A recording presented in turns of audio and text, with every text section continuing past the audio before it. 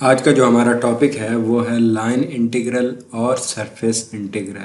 हम इस वीडियो में ये देखेंगे कि लाइन इंटीग्रल और सरफेस इंटीग्रल में डिफरेंस क्या है, ये यूज़ किस पर्पज़ के लिए होता है और कहाँ पर यूज़ होता है, और इसकी एप्लीकेशंस फर्दर जो हैं वो क्या है वो हम देखेंगे।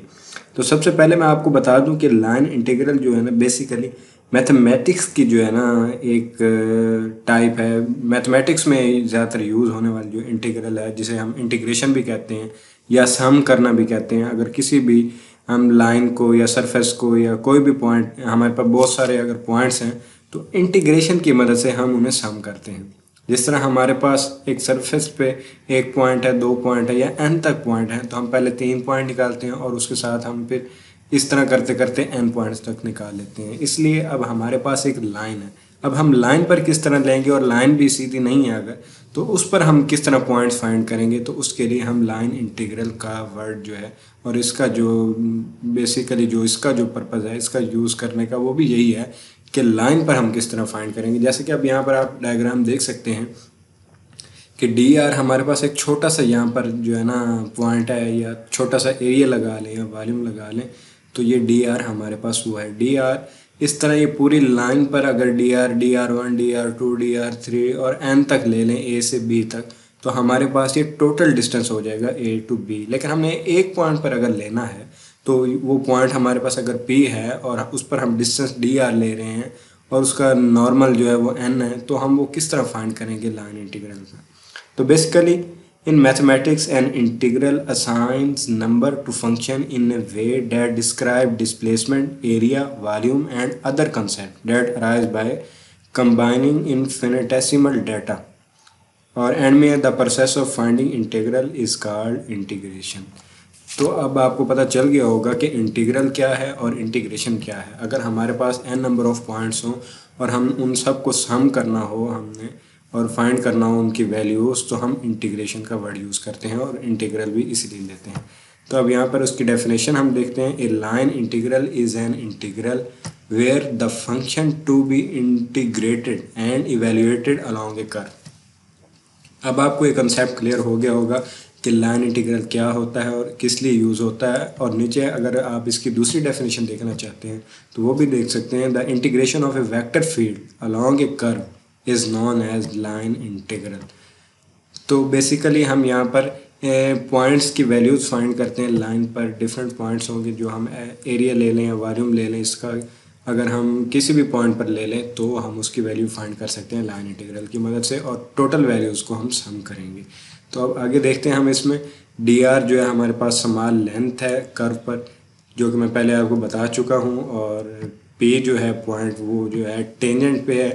तो यहाँ पर आप टेंजेंट भी देख सकते हैं पी पॉइंट पे, और उसके साथ जो एंगल बन रहा है वो थीटा है, and theta is an angle between F and D V. Dot product जो है एफ डॉट डी आर होगा, एफ डी कॉस थीटा, वो आपको पता है कॉस थीटा क्योंकि एक्स एक्सिस के अलॉन्ग है। Dot product of F and D R along whole curve, dot product of F and D R along whole curve A B. ये हमारे पास जो दो पॉइंट्स हैं ए और बी, उस पर हम किस तरह लेंगे ए से बी तक, और F dot D are cos theta. इस तरह अगर हमने एक एक पॉइंट का निकालना हो तो F dot D R one, F dot D R two, और इसी तरह एन तक हम फाइंड करेंगे और एंड में समेशन लगा के हम उसकी वैल्यू निकाल लेंगे। Line integral of a vector field A से बी और F dot D R infinitesimal displacement. तो अब आपको पता चल गया होगा कि अगर हमारे पास फाइनाइट कोई डिस्टेंस है उसकी तो वैल्यू हम निकाल लेते हैं लाइन पर, लेकिन अगर इन्फिनिटेसिमल हो, यानी कि हमें पता ही नहीं उसकी लेंथ कितनी है, विड्थ कितनी है, इन्फिनिटी पर है, तो उसके लिए हम लाइन इंटीग्रल का यूज़ करते हैं कि एक पॉइंट पर दूसरे पॉइंट पर अगर हमने एरिया फाइंड करना है या वॉल्यूम फाइंड करना है, इस तरह ए से बी, जिस तरह हमने छोटे छोटे पार्ट्स में उसे डिवाइड कर देंगे, जैसे यहाँ पर कि D R one, D R two और डी आर थ्री और एन तक, और उसके साथ एंड पे हम उसे सम कर देंगे जिस तरह यहाँ पर किया एफ डॉट डी आर और कॉस थीटा ए से बी तक। अगर ए टू जी होता है यहाँ से ए टू बी, फिर plus B to C plus C to D, और इंटीग्रल के साइन साथ आते रहते हैं, और F dot D R one cos theta, F two D R F D R two जो कॉस थीटा, इस तरह हम उसकी वैल्यू फाइंड कर लेते हैं। लेकिन यहाँ पर मैंने वो लेंथी प्रोसेस नहीं किया ताकि आप कंफ्यूज ना हो जाएं, और यहाँ पर छोटा सा प्रोसेस करके आप समझाने की कोशिश की है।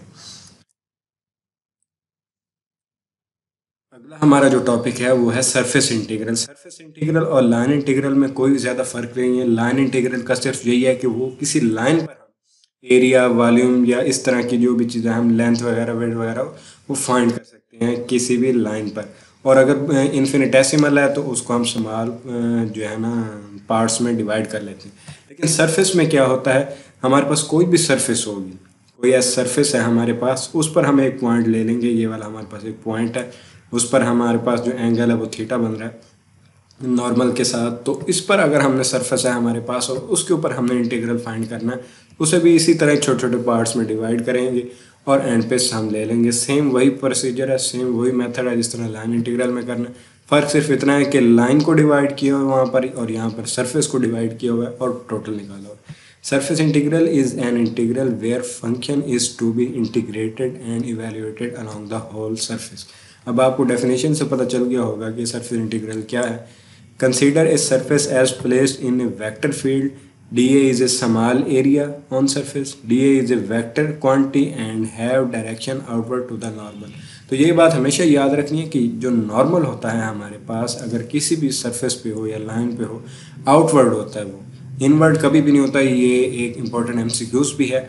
बाज़ का तो इस तरह की डायग्राम बनाई होती है और इनवर्ड नॉर्मल दिखाया होता है और ऑप्शन पूछे जाते हैं ट्रू और फॉल्स के और इस तरह मिक्स होते हैं, तो वो हमेशा फॉल्स ही होगा अगर इनवर्ड है, क्योंकि यहाँ पर ये आउटवर्ड है। तो इसका आंसर बिल्कुल ठीक है, क्योंकि डायरेक्शन हमेशा नॉर्मल की आउटवर्ड ही होती है, सरफेस हो या लाइन हो। The amount of flux through area D A is F is equal to F dot D हो गया। फ्लक्स थ्रो होल सरफेस क्या होगा, तो वही लाइन वाला मेथड है कि टोटल लाइन में हमने वहाँ फाइंड किया था, यहाँ टोटल सरफेस होगी। तो यहाँ पर हमारे पास एक ही सरफेस है, इसलिए हमने कोई ए बी पॉइंट्स नहीं यूज़ किए, एक ही सरफेस है हमारे पास, तो इसलिए एफ डॉट डी ए हमारे पास स्मॉल एरिया है और F dot N D N जो है यहाँ पर हमारे पास नॉर्मल यूनिट वेक्टर है। इसके जो स्मॉल एरिया है उसका हमारे साथ हमारे पास यूनिट वेक्टर है। सरफेस इंटीग्रल ऑफ एफ जो है सिंपल एफ कॉस थीटा, जिस तरह F dot N D A है, ए डॉट बी है, ए बी कॉस थीटा होता है, इस तरह इसकी वैल्यू ले लेंगे और एंड पे हमारे पास इस तरह का इंटीग्रल आ जाएगा। बिल्कुल सिंपल है। और अगर आपको किसी पॉइंट की समझ नहीं आ रही तो आप कमेंट में उसका आंसर लिख सकते हैं, उसके बारे में पूछ सकते हैं।